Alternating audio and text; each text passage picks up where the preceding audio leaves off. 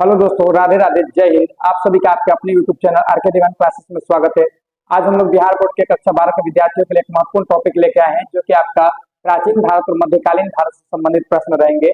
तो चलिए बिना देर करते हुए हम लोग इसको वीडियो को स्टार्ट करते हैं। उसके पहले आपको हम ये बता दें कि हम लोग का जो पहला सेट प्रैक्टिस 1 हुआ है वो यूट्यूब पे अपलोडेड है, आप उसको जाकर पहले देख लें। उसके बाद ये सेट प्रैक्टिस हम लोग का 2 है, ठीक है।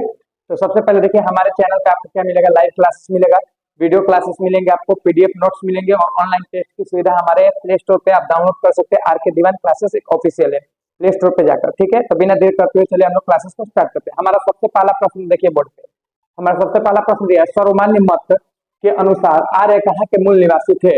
यूरोप के, अफ्रीका के, मध्य एशिया के या दक्षिण पूर्व एशिया के? तो हम लोग बात करते हैं बाबू की जो आर्य थे वो तो पहले बाबू कहाँ से आए थे, तो मध्य एशिया से आए थे। और जो आर्य थे इनका अपना वेद था, इनका अपना रथ था, इनकी अपनी लिपि थी। यानी कि अगर बात की जाए आर्यों की तो ये सांस्कृतिक रूप से ठीक है बहुत उत्तम, यानी बहुत आगे थे। सांस्कृतिक रूप से ये बहुत क्या थे, सांस्कृतिक रूप से आगे थे, ठीक है। चलिए अगले प्रश्न की ओर चलते हैं। अगला हमारा प्रश्न संख्या 2 दिया हुआ है, उपनिषद मूलतः किस प्रकार के ग्रंथ है?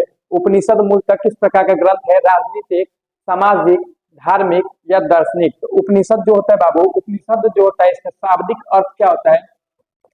उपनिषद का जो शाब्दिक अर्थ होता है आपका गुरु के समीप बैठकर ज्ञान अर्जित करना। गुरु के समीप, गुरु के समीप बैठकर, ठीक है, बैठकर ज्ञान प्राप्त कर लेना, ज्ञान प्राप्त करना, ठीक है। गुरु के समीप बैठकर क्या प्राप्त करना? ज्ञान प्राप्त करना। तो उपनिषद का आप बोल रहे हैं मूल्यतः किस प्रकार का ग्रंथ है बाबू? तो ये दार्शनिक होगा। कुछ बच्चे धार्मिक मार देते हैं जो कि गलत हो जाता है। तो उपनिषद जो किस प्रकार का ग्रंथ है बाबू? धार्मिक है। अगले प्रश्न की ओर चलते हैं। अगला जो प्रश्न है, निम्नलिखित वर्णों में से किसे उपनयन संस्कार करने का अधिकार नहीं था? उपनयन का मतलब क्या होता है बाबू? उपनयन एक प्रकार का संस्कार होता है। बच्चे जब जन्म लेते हैं तो उन्हें जनेऊ पहनाया जाता है, ठीक है। तो जो जनेऊ जो पहनाने की जो प्रथा है उसको ही हम लोग बोलते हैं उपनयन संस्कार। इसमें बहुत सारे संस्कार आते हैं, लेकिन बोले उपनयन संस्कार करने का अधिकार नहीं था किनको? तो ब्राह्मणों को, क्षत्रियों को, वैश्यों को या शूद्रों को? तो इसका सही उत्तर होगा बाबू शूद्रों को, ठीक है। और जो उपनयन संस्कार है ये ऋग्वेद में वर्णित है। ऋग्वेद के कौन से मंडल बाबू? तो 10वें मंडल के हम पहले बताए थे पुरुष सूक्त में वर्णित है। किसके बारे में? वर्णों के बारे में, कि ब्राह्मण, क्षत्रिय और वैश्य जो है वो उपनयन संस्कार कर सकते हैं, लेकिन शूद्र उपनयन संस्कार नहीं कर सकते हैं। चलिए अगले प्रश्न पर चलते हैं। अगला प्रश्न है आपका, गोगजायकोई नामक स्थान कहाँ स्थित है? अफगानिस्तान, आर्कटिक प्रदेश, एशिया माइनर या ईरान? तो बोगजाईकोई जो है बाबू किसके लिए प्रसिद्ध है? तो पहले तो आपको पता रहना चाहिए सिक्कों के लिए। किसके लिए? सिक्कों के लिए, यानी व्यापार में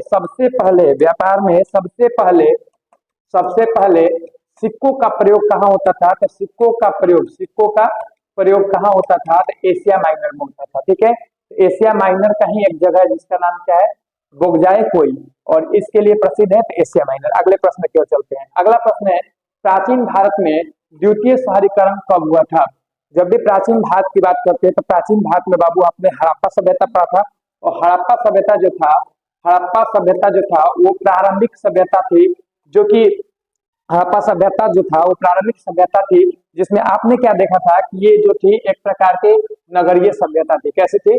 नगरीय सभ्यता। यानी सबसे प्रारंभिक सभ्यता तो आपका नगरीय सभ्यता हड़प्पा हो जाएगी, लेकिन यहाँ पे द्वितीय शहरी पूछा है, ठीक है। जब हड़प्पा सभ्यता हम लोग पढ़ लेते हैं तो ऋग्वैदिक काल के बारे में पढ़ते हैं। 1500 ईसा पूर्व से लेकर कितना तक? 1000 ईसा पूर्व तक ये कौन सा काल चलता है? तो ऋग्वैदिक काल, ठीक है, ऋग्वैदिक काल।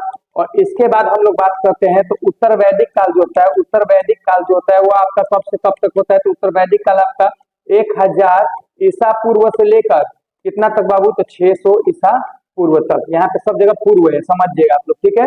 इसके बाद हम लोग बात करते हैं तो जो ये उत्तर वैदिक काल, ऋग्वैदिक जो काल थी वो बाबू कैसी सभ्यता थी?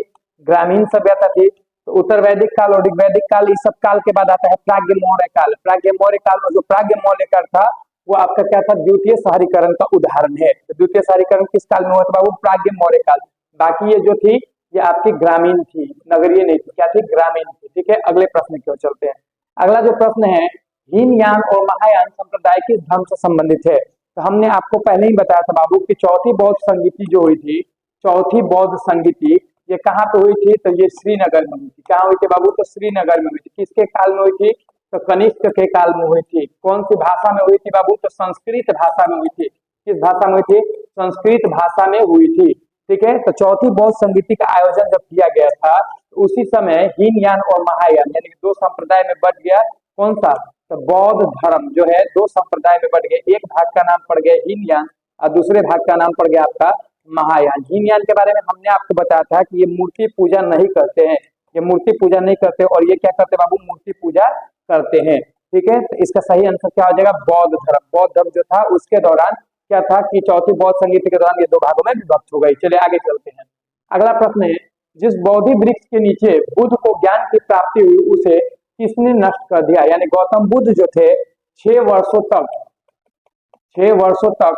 कठिन तपस्या किए थे, कठिन तपस्या किए थे। ठीक है, किस वृक्ष के नीचे बाबू? तो लिखा हुआ है बोधि वृक्ष, हमने आपको बताया भी था। बोधि वृक्ष के नीचे 6 वर्षों तक कठिन तपस्या किए और कठिन तपस्या करने के बाद इनको ज्ञान की प्राप्ति हुई। ठीक है, 35 वर्ष की आयु में इनको ज्ञान की प्राप्ति हुई। ठीक है, 35 वर्ष की आयु में इनको ज्ञान की क्या हुई? तो प्राप्ति हुई। और जब इनको ज्ञान की प्राप्ति हुई तो इन्होंने अपना सबसे पहला उपदेश कहाँ दिया था बाबू? तो सारनाथ में दिया था। कहाँ दिया था? सारनाथ में। किस भाषा में दिया? तो पाली भाषा में। लेकिन जिस वृक्ष के नीचे ये बैठ के 6 वर्ष तक कठिन तपस्या की है उसके बाद उनको ज्ञान की प्राप्ति हुई, उस बोधि वृक्ष को किसने नष्ट कर दिया? ऑप्शन दिया शशांक, त्वरामन, ठीक है, या बख्तियार खिलजी या मिहिर कुल। तो आपको याद रखना है बाबू कि उस वृक्ष को नष्ट करने वाले कौन थे? शशांक। शशांक कौन थे बाबू? तो बंगाल का ये शासक था, बंगाल का शासक था जो कि बौद्ध धर्म का कट्टर विरोधी था। बौद्ध धर्म का क्या था? तो कट्टर विरोधी था। कट्टर विरोधी, कट्टर विरोधी मतलब समझते हैं? कट्टर विरोधी था। ठीक है, यहाँ तक क्लियर है? तो याद कर लीजिएगा कि बोधि वृक्ष को नष्ट करने वाले कौन थे? शशांक थे। किस धर्म के थे? किस धर्म बोल रहे हैं? किस जगह के नवाब थे? तो बंगाल के। चलिए अगले प्रश्न। अगला प्रश्न है, धर्म चक्र परिवर्तन क्या है? मोक्ष की प्राप्ति, प्रथम उपदेश, आचार संहिता या संघ का संगठन? तो हमने आपको बताया कि जो गौतम बुद्ध थे 6 वर्ष तक कठिन तपस्या किए, कठिन तपस्या करने के बाद इनको ज्ञान की प्राप्ति हुई और जो इनको ज्ञान की प्राप्ति हुई इन्होंने सबसे पहला उपदेश अपना कहाँ दिया? तो सारनाथ में दिया। और किस भाषा में दिया? तो पाली भाषा में। इनके द्वारा दी गई जो पहली उपदेश थी, प्रथम उपदेश था, उस उपदेश को ही हम लोग बोलते हैं धर्म चक्र परिवर्तन। धर्म चक्र परिवर्तन। चलिए अगले प्रश्न पर चलते हैं। अगला प्रश्न है, महावीर जैन को किस नदी के किनारे ज्ञान की प्राप्ति हुई? बाबू गौतम बुद्ध जो थे उनको ज्ञान की प्राप्ति हुई 6 वर्ष तक कठिन तपस्या करने के बाद बोधि वृक्ष के नीचे। वैसे ही उनको निरंजना नदी के तट पर हुई थी ना। गौतम बुद्ध को निरंजना नदी के तट पर हुई थी। निरंजना नदी के तट पर ज्ञान की प्राप्ति हुई। तट पर क्या की प्राप्ति हुई? ज्ञान की प्राप्ति। ज्ञान की प्राप्ति किसको? तो गौतम बुद्ध को। किसको? गौतम बुद्ध को। उसी प्रकार, ठीक है, उसी प्रकार महावीर भी थे तो एक नदी के किनारे बैठे और वो नदी कौन सी था बाबू? तो ऋजुपालिका नदी। कौन सी नदी थी? ऋजुपालिका नदी। ठीक है, और किस वृक्ष के नीचे? तो साल वृक्ष के नीचे। साल वृक्ष के नीचे बैठने के बाद इनको ज्ञान की प्राप्ति हुई। और आपको ज्ञान की प्राप्ति कहाँ होगी? आपको ज्ञान की प्राप्ति सिर्फ और सिर्फ आर.के. दीवान क्लासेस पे ही हो सकती है। इसीलिए आप भी आर.के. दीवान क्लासेस से जुड़े रहें और पढ़ते रहें। चलिए अगले प्रश्न की ओर चलते हैं। अगला प्रश्न है, किस वंश ने बौद्ध धर्म को संरक्षण प्रदान किया था? ठीक है, सिंह वंश, कर्ण वंश, इंडो ग्रीक या सातवाहन?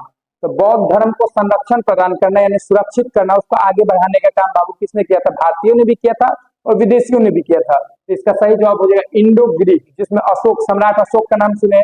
अशोक जो था बाबू किसका पुत्र था? तो चंद्रगुप्त मौर्य का पुत्र था। ठीक है, चंद्रगुप्त मौर्य का क्या था बाबू? चंद्रगुप्त मौर्य का पुत्र था, यानी चंद्रगुप्त मौर्य का पुत्र माने पोता।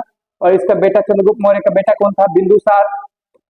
ठीक है, अब बिंदुसार का बेटा कौन था? अशोक। अशोक के आगे हम लोग क्या लगा देते हैं? महान, क्योंकि एक महान शासक था। अगले प्रश्न की ओर चलते हैं। अगला प्रश्न है, सांची का स्तूप मूल्यतः किस मौर्य शासक ने बनवाया है? ठीक है, दशरथ, संप्रति, अशोक या बिंदुसार? सांची का स्तूप बनवाने वाले जो शासक थे अभी हमने बताया कि सम्राट अशोक थे जो कि मौर्य वंश से संबंधित थे। सम्राट अशोक थे जो कि किस वंश से संबंधित थे? मौर्य वंश से। और सांची का जो स्तूप है वो आपका मध्य प्रदेश में है। मध्य प्रदेश में है। कहाँ है? तो बेतवा नदी के तट पर। बेतवा नदी के तट पर। ठीक है, रायसीन पहाड़ी। कौन सी पहाड़ी? रायसीन पहाड़ी के पास। ठीक है, याद रख लीजिएगा। और सांची का स्तूप यदि आप लोग को देखना है तो 200 का जो नोट होगा उसके पीछे दिया रहता है, आप देख सकते हैं। याद करिएगा, सांची का स्तूप मूल्यतः किस मौर्य शासक ने बनाया था? सम्राट अशोक। अगले प्रश्न की ओर बढ़ते हैं। अगला प्रश्न है, वैदिक सभ्यता थी, अभी पीछे हमने बताया ग्रामीण, ठीक है, नगरीय, ग्रामीण, शिकारी या फिर इनमें से कोई नहीं। तो हमने बताया कि हड़प्पा सभ्यता जो थी वो आपकी प्रथम नगरीय सभ्यता थी, और दूसरी नगरीय सभ्यता हमने आपको बताया कि प्राग मौर्य काल थी। और यहाँ पे वैदिक सभ्यता के बारे में पूछा, तो वैदिक सभ्यता हमने उस समय बताया था आपको कि वैदिक सभ्यता कैसी सभ्यता थे? ग्रामीण सभ्यता थे। इसका आंसर क्या आ जाएगा? इसका आंसर ऑप्शन नंबर बी हो जाएगा। चलिए अगले प्रश्न को चलते हैं। अगला प्रश्न है, त्रिरत्न किस धर्म से संबंधित है? ठीक है, ऑप्शन भी आपका बौद्ध धर्म, जैन धर्म, शैव धर्म या वैष्णव धर्म। तो जो त्रिरत्न है बाबू वो किस धर्म से संबंधित है? जैन धर्म से। त्रिरत्न किससे संबंधित है? जैन धर्म से। कैसे जैन धर्म से संबंधित है? इसमें हम लोग क्या देखते हैं, ठीक है, कि त्रिरत्न जो होता है इसको 3 भागों में बांट दिया गया, जिसमें आपका ज्ञान, दर्शन और चरित्र की बात की गई है। ज्ञान, दर्शन और चरित्र की बात कही गई है, ठीक है। चरित्र, तो क्या सम्यक ज्ञान, ठीक है, सम्यक दर्शन और सम्यक चरित्र, यानी कि जो त्रिरत्न है इसके बारे में संबंध किससे है? तो जैन धर्म में। जैन धर्म में कितने त्रिरत्न होते हैं? 3। पहला सम्यक ज्ञान, सम्यक दर्शन, उसके बाद सम्यक चरित्र। चलिए अगले प्रश्न की ओर बढ़ते हैं। अगला है, त्रिपिटक किस धर्म से संबंधित है? अभी त्रिरत्न था तो त्रिरत्न जैन धर्म से संबंधित था, और त्रिपिटक है तो त्रिपिटक किस धर्म से संबंधित हो जाएगा? आपका बौद्ध धर्म। अब बौद्ध धर्म में कितने त्रिपिटक हैं? तो 3। पहला का नाम क्या है? तो सुत्त पिटक, ठीक है, सुत्त पिटक। दूसरा का नाम क्या है बाबू? तो विनय पिटक, ठीक है, विनय पिटक। और तीसरा का नाम है आपका अभिधम पिटक। क्या नाम है?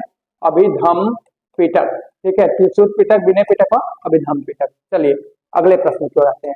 अगला प्रश्न है, आइन ए अकबरी के लेखक कौन है? आइन ए अकबरी, ठीक है, इसके लेखक कौन है आपको बताना है। बदायूं, अकबर, अबुल फजल या फैजी। तो आइन ए अकबरी जो है उसके लेखक कौन है बाबू? अबुल फजल। इसका आंसर क्या हो जाएगा? इसका आंसर ऑप्शन नंबर सी। ये मध्यकालीन यहाँ से हमारा स्टार्ट हो गया है। चलिए अगले प्रश्न की ओर चलते हैं। अगला प्रश्न है, तंबाकू का सेवन पर किस शासक ने प्रतिबंध लगाया? ठीक है, तंबाकू के सेवन पर किस शासक ने प्रतिबंध लगाया? आपको बताना है अकबर, बाबर, जहांगीर या शाहजहां। तो तंबाकू के सेवन पर प्रतिबंध लगाने वाला कौन था बाबू? जहांगीर था। और तंबाकू का सेवन सबसे पहले करने वाला मुगल शासक जो था वो अकबर था। सबसे पहला मुगल शासक जिसने तंबाकू का सेवन किया, सबसे पहला मुगल शासक, ठीक है, मुगल शासक जिसने किसका सेवन किया बाबू? जिसने, ठीक है, तंबाकू का सेवन किया, तंबाकू का सेवन किया। तो यहाँ पे 2 क्वेश्चन बनेगा।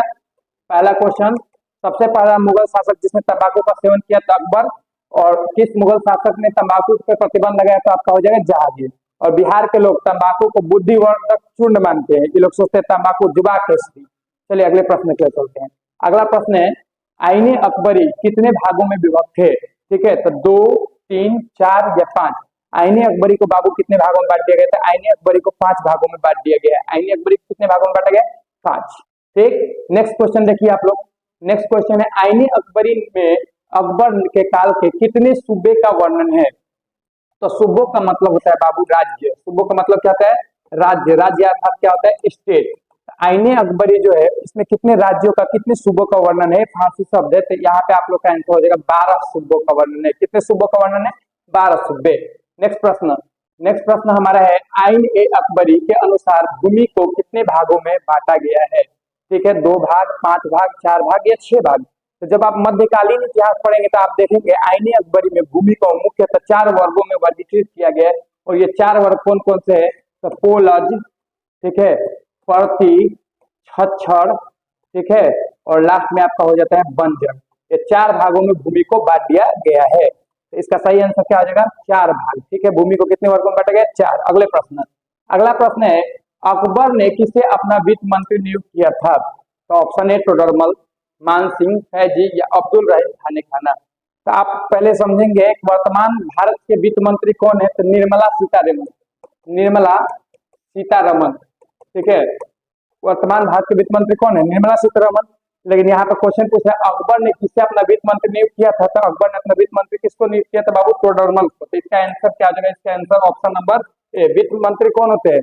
जो वित्तीय आर्थिक सहायता की देखरेख, जांच वाच करते रहते हैं, नीति निर्देशक चीज बनाते रहते हैं। चलिए अगले प्रश्न, अगला प्रश्न है, अकबरनामा एवं आइन ए अकबरी के अनुवादक कौन थे?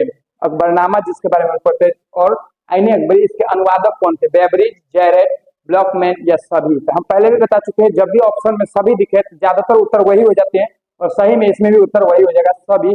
यानी आईने अकबरी और अकबरनामा के जो अनुवादक थे वो बेवरिज भी थे, जेरर भी थे और ब्लॉकमैन भी थे। इसका आंसर क्या हो जाएगा? इसका आंसर ऑप्शन नंबर डी हो जाएगा। चलिए अगले प्रश्न की ओर चलते हैं। अगला प्रश्न है अकबरनामा की रचना किसने की थी?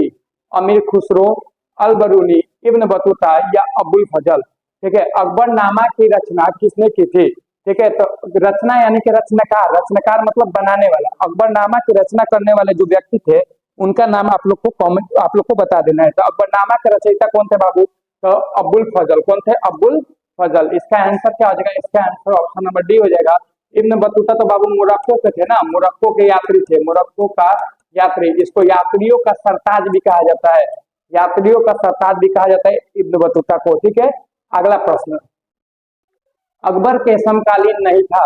रानी एलिजाबेथ, ठीक है, हेनरी चतुर्थ, अब्बास महान या फिर जार निकोलस द्वितीय? तो पहले तो आपको समकालीन मतलब समझना होगा। समकालीन मतलब अकबर के काल में, मतलब जब अकबर शासक था तो उसके दौरान ये निम्न में से कौन नहीं थे? तो जार निकोलस द्वितीय होगा, क्योंकि जार निकोलस द्वितीय तो बाबू रूस का अंतिम सम्राट था और ये तो लगभग 1917 में हुआ था। तो 1917 कहाँ है? अकबर का शासनकाल कहाँ है? ठीक है, तो ये बहुत का अंतर हो जाएगा, इसलिए इसका आंसर क्या हो जाएगा? जार निकोलस द्वितीय।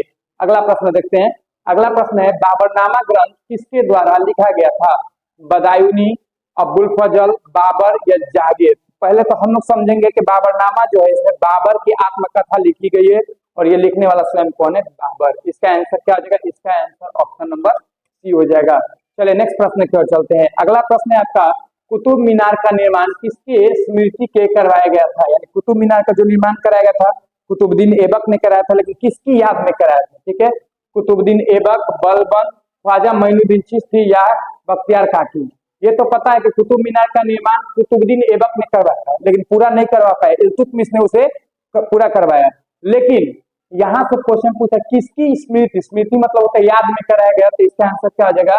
बख्तियार काकी, बख्तियार काकी। तो इसका आंसर हो जाएगा ऑप्शन नंबर डी। ठीक है, यहाँ तक सभी को क्लियर हो गया होगा। तो चलिए आज भर के लिए इतना ही पे क्लासेस को खत्म कर देंगे।